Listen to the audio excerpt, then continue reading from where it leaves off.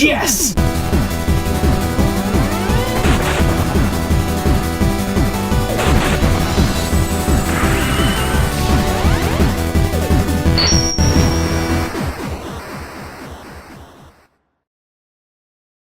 Mother the Third! Hey everyone, welcome back to Sequels Month the Sequel, right here on The Completionist. Last week, we reviewed the 3DS remake of Majora's Mask after reviewing the original version last year, and this week we're doing the sequel to the game that came right after it, Earthbound. Huge special thanks to Kyle Greentrainer for the reproduction card too. Couldn't have done this without you, man, and also hello. Hi. Hi. I'm here. Good. Yes. Welcome. Welcome. Yes. Heck yeah, you're here, Alex. Alex and I just completed this game on our channel, Super Beard Bros, and now we're here to share our thoughts on it as well, because I think it's literally one of our favorite games of all time. Yes, ladies and gentlemen, the one and only Mother 3. Please enjoy.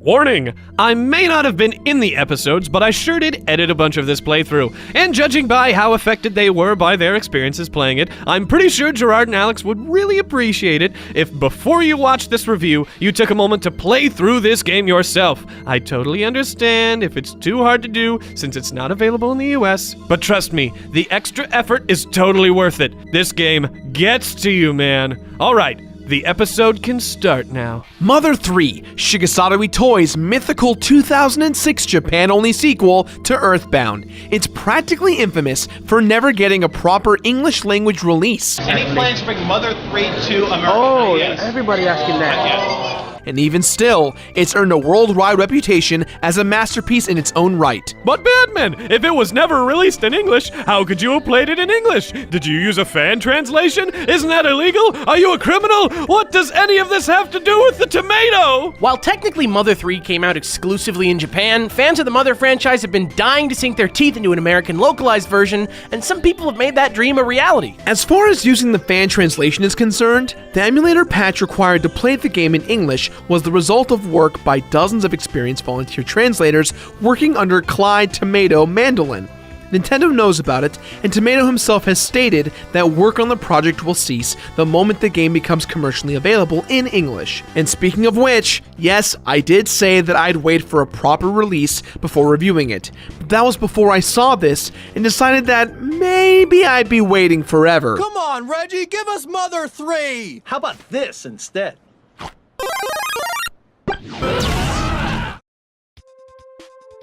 Mother 3's story takes place over 8 chapters in a simple land known as the Nowhere Islands, where money doesn't exist and everyone lives in harmony with the land and each other. Chapter 1 puts you in control of Flint, father to a couple of scamp brothers named Lucas and Klaus, and husband to Hinawa, a beautiful and caring mother. His family goes missing on their way back from his father-in-law's house, just as a bunch of bizarre pig mask-wearing henchmen appear in the woods. When his wife turns up dead, his life is turned on its head.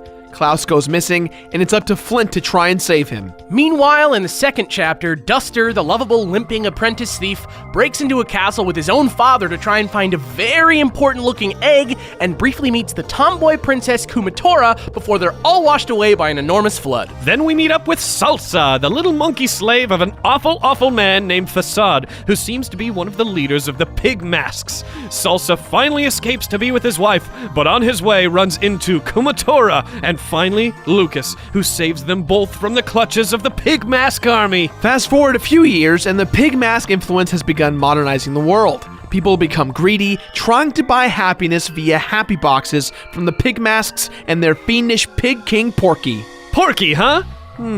That sure sounds a lot like Pokey from Earthbound, doesn't it? Almost like, I don't know, maybe he was meant to be named Porky the whole time, and the team that originally localized the first game kinda botched it?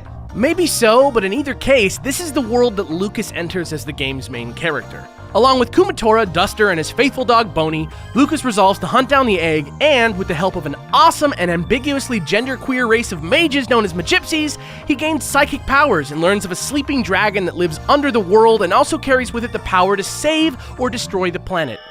Porky wants to awaken the sleeping dragon so that he can wipe out the entire planet. The 7 needles are guarded by the 7 Magypsies. If the needles are pulled with someone pure of heart, then the world will be saved and reborn. If the needles are pulled by someone of evil heart, the dragon will obliterate the world. 6 of the 7 Magypsies are in defense of saving the world. However, the 7th Magypsy, who's gone evil, has set all of these events in motion.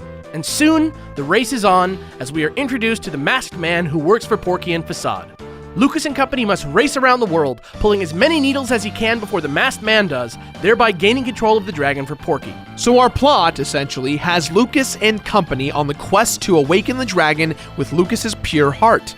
Obviously, this game uses the theme of mothers in a much more visceral way than Earthbound. I can't imagine there's anyone out there who wasn't affected by Hinawa's death. I know personally I lost my mom a few years ago, and I instantly magnetized myself to this game, and I was in it every step of the way. And the interesting way of losing Hinawa, or your own mother, is juxtaposed with Mother Earth becoming impure, but in reality, more than anything else, the main theme of Mother 3 has to do with the fungibility of happiness and morality. Fungibility? What's that? Some kind of mushroom? Wait, does this game turn into mushrooms like some environmentally conscious version of those self-destructing messages from Mission Impossible? Not exactly. Tell me that wouldn't be sweet though. No, it would. Damn straight. Fungibility is a property that certain goods or commodities have where one amount of it is completely equal in value to another equal amount of it. For example, money or a packaged product like a box of cereal are totally fungible. Any dollar is equal in value to another dollar, just like any box of Rice Krispies you grab off the shelf. In Mother 3, the game is constantly presenting you with situations where you have to ask yourself if two kinds of happiness are equal. For example, at one point, everyone in Lucas's town is happy because everyone loves each other and nothing ever really goes wrong. Later, once Porky introduces money and greed, citizens instead resort to buying these weird happy boxes that don't do anything but sit in your house and symbolize your apparent happiness. And what about Porky's warped morals? He literally fuses animals together with machines and other animals, but he does it simply because he's bored. It seems objectively evil at first, but it's not quite that simple because to Porky, who's been alive for a long time and seen the entirety of time and space for what it is, everything seems so inconsequential. And really, who can actually say he's wrong? Wow. Okay, maybe this game is kind of super good. And really, there's so much more to talk about too, like how Shigesato Itoi himself describes the uncomfortable beauty of the fused chimeras, and a focus on human physiology through the Magypsies, and the puberty or menstruation-like way you learn about your new psychic powers. But this is a completionist video, dang it! Not an in-depth critical analysis! Let's just agree the game is beautiful and has many ogre-like layers, and let's keep this train a-moving. Mother 3 is possibly the most beautiful and timeless Game Boy Advance game I've ever played. Really, it doesn't do much different from Earthbound, but the level of polish is astounding. The lush environments come alive on the GBA, and the added power makes the whole experience feel bigger in a combination of tiny little ways that might even be undetectable on their own. The colors are so vibrant and solid, the sound effects are rich and add palpable texture, and the level of detail on all the sprites is much more satisfying this time around. It's as close to a blockbuster experience a portable game could ever get.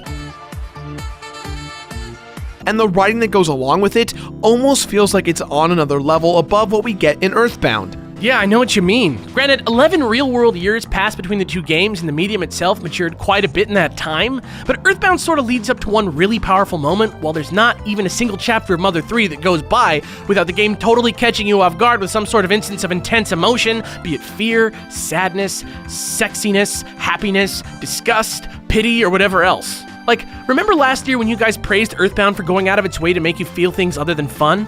Mother 3's like that too, but I'd say that in this game, the other emotional experiences might even actually outweigh the fun. It leaves you with an experience that's more like reading a modern adult novel or catching a particularly lighthearted Oscar pick at the movies. I feel that too, and you know what? I know it's scandalous, but I'd almost say that because of these heavier themes, and because a larger range of emotions was required, the music Shogo Sakai composed for this game actually outperforms the original Earthbound soundtrack, at least in terms of fitting the mood and emotions of the game.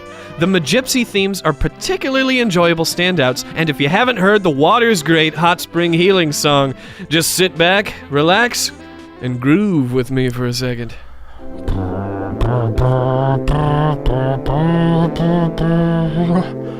Oh, yeah, baby, that's nice. This is how you're gonna want to do it. Get with me, dog. Slip into the jet stream. Right. Oh yeah, and the puns in this game are off the charts too. Just look at all these chimeras. Cattlesnake, Einswine, Pigtunia, Rhinocerocket. I gotta once again give major props to Tomato for not only being one of the best translators out there, but for being so specific and so caring in the games that he works on.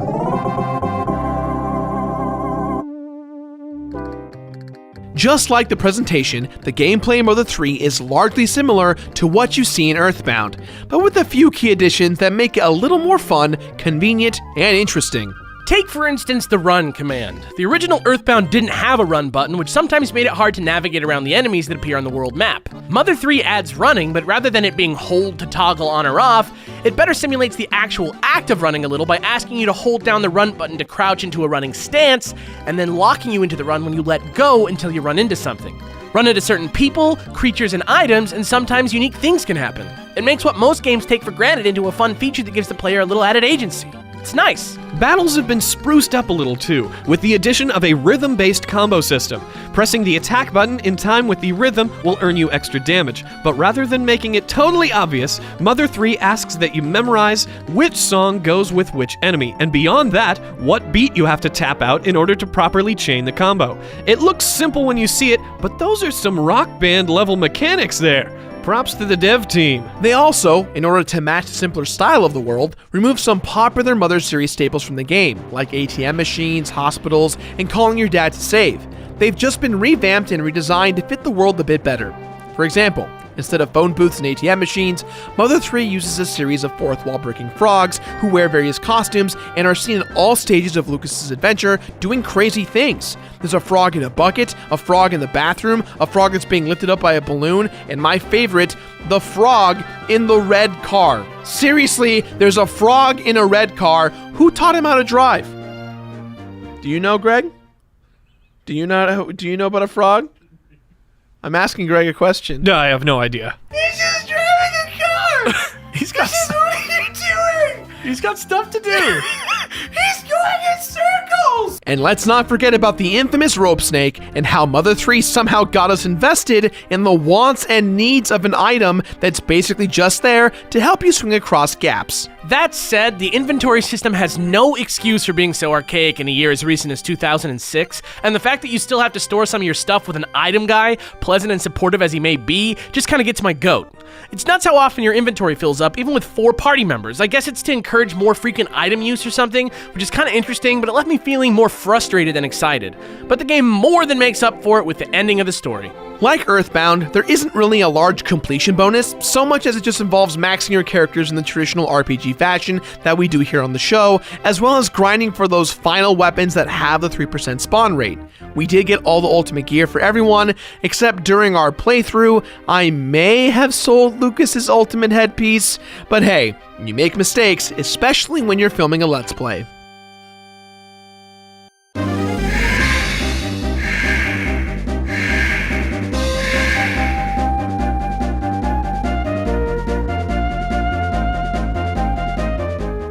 So the jig is finally up. Your needle-pulling adventure is all done, save for the last needle, and the final fight goes down at the top of Empire Porky Building, a giant tower smack dab in the middle of New Pork City, King Porky's depressingly modern and apocalyptic utopia. We learned that a long time ago, the world as we know it ended, and that the few survivors were all stuck together on a white ship. When they landed, they gave each other new simple identities, erased everyone's memories, and stored all the destructive mindsets instilled in people in modern society within the egg. Porky, who had been traveling through time for thousands of years, finally ended up in this time, and out of sheer boredom, he decided to try his hand at destroying the world by taking over the dragon originally meant to protect it.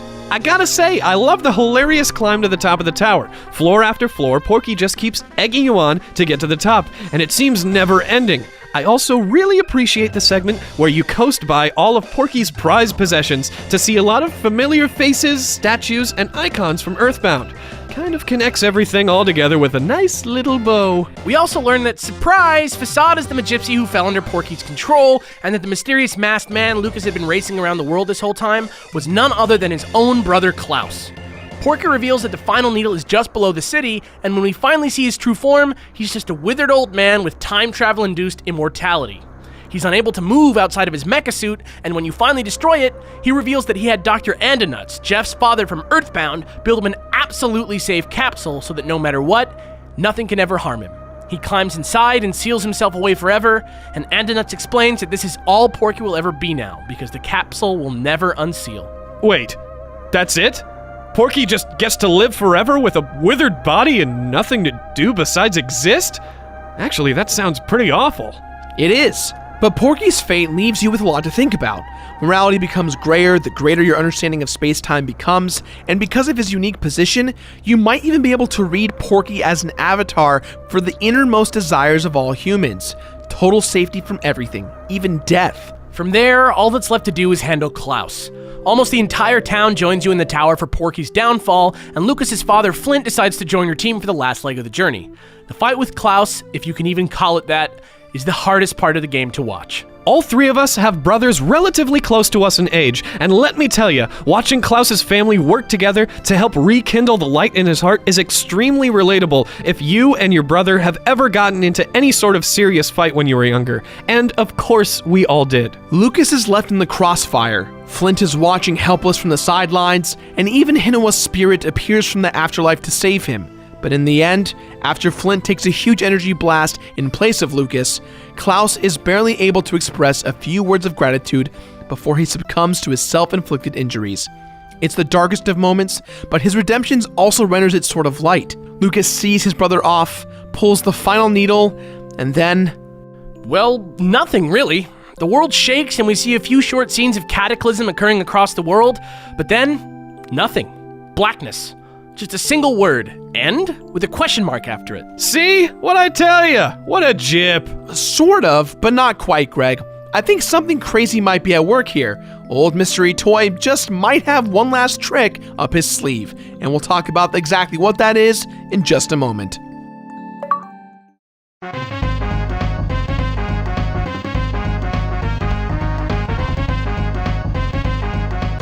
So the needle is pulled and we're at the end screen, so what's this? Why can you seemingly walk around in this pitch black end room? Everyone's here and they all want you to know they're all right, but no one's really specific on exactly how everything turned out. What's the deal? Psh, Itoy probably just didn't know what to do and just gave up. Psh, Itoy. Maybe, but I think it might really have to do with that fungibility of happiness we were talking about earlier. I think the epilogue of Mother 3 is asking a question. If you don't get to play it, and this is where the story ends, is one happy ending really any better than another? The characters don't actually have real lives, so it doesn't really matter exactly how their fictional account plays out, right? Games are unique because they're an interactive world that usually ends before many of the characters die, and oftentimes many of these games don't even get sequels. So what happens to the characters? Mother 3 says it doesn't matter, as long as we know everything's fine, and that's precisely what it gives us, and not a single thing more. Sure, it's not the best completion bonus ever, but it's probably the most unique. As far as more traditional completionist fare is concerned, there's not a huge amount of stuff to do besides leveling everyone up as high as they go and grinding a few specific creatures for a few ultimate weapon type rewards, but even that isn't really confirmed to be a real thing in the game. As we just heard, it's really more about enjoying the journey than reveling in your victory after it ends. To be fair, for optimizing our playthrough, we were graciously given the Mother 3 handbook made by Fangamer. Big shout out to them for letting us use it to help with our playthrough, and they just announced they're making a new one for Earthbound, which is very exciting.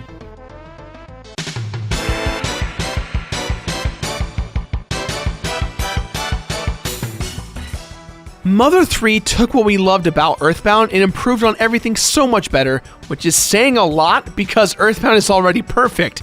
Leveling up in this game was fine, sometimes it was actually fun even, but this 3% practically complete RNG weapon drop grinding thing was absolutely ridiculous. But then again, this is something that was present in Earthbound and not required, so hey, I personally love grinding in RPGs, and I appreciated those moments. That aside, there really isn't much challenge to beating this game other than memorizing the different rhythm combos, and that's really only if you want to. The game's perfectly beatable without it. Yeah, everyone already says it, but let's say it here too just for posterity's sake. The Mother games aren't for beating, they're for experiencing. Take your time as you play, do things over and over and think about their greater meaning. Talk to everyone, read everything, explore. These games are beautiful works of art, and for that reason, I've never felt better about cutting the struggle short. Mother 3 is a once-in-a-lifetime game, totally unlike any other experience you'll ever play, and impossibly, I think it may have surpassed Earthbound in terms of pure empathy and emotion. Sure, it's not super hardcore, but that's not what everything gaming is about. There's so much more to being human than winning, and Shigesato Itoi captures this idea perfectly in Mother 3. Now, if only they'd release it stateside already. Anyway, with that in mind, guys, we give this game our completionist rating of Complete it. Complete it! Thank you guys so much for all of your support. It really helps every single episode. Be sure to buy our shirts over at the Yeti if you're into that. But if you're looking for other ways to support the show, you can sign up for a free trial for audible.com at this link right here. Audible is a great service that you can download audiobooks and listen to them. Right now, I'm currently listening to the book The Console Wars, Sega Nintendo, and the Battle That Defined a Generation by Blake J. Harris. I dare you guys to guess what it's about. I've been in this mood to listen to more information about this kind of colossal battle because I shot a collab video with MatPat over at Game Theory on his new show called Deadlock, and we had the debate of SNES versus the Genesis, and that's just kind of been on my mind a lot, and I definitely recommend listening to it or reading it if you're into that thing too. But it's definitely been a good, relaxing tale to kind of hear about the history of this war, if you will. And after you cry completing it, be sure to subscribe. And if you missed last week's update video on Majora's Mask 3D, check it out here. Also, if you want to see some fake news stuff again, Super Scope News has got your back. Now back to you, Gerard and Alexis. That's all the time we've got for today, guys. So please, as always, let us know what your thoughts of today's episode is somewhere on the internet. There's so many different places to let us know what you think. Be sure to check back Monday for the glorious return of Super Beard Bros. It's going to be great. Now, if you excuse us, let's just reminisce for a minute about Gerard's freak out with the frog in the car. Look, it was very shocking to me that there was a frog in a car. Close your eyes. How does it have a license? How does it afford a car? It's a frog. It's a frog. They're flooding back. There's a frog riding a car. There's a frog in a car. What is he doing? He's just driving around town? What in the hell? What is this? Oh, this is the ATM. So yeah, There's a frog in a car, Alex. just handle it, man. Maybe he bought that car. Maybe he worked hard as a banker. Yeah, he's gotta go. He's got stuff to do. You guys can't see it, but Gerard is done. He broke it.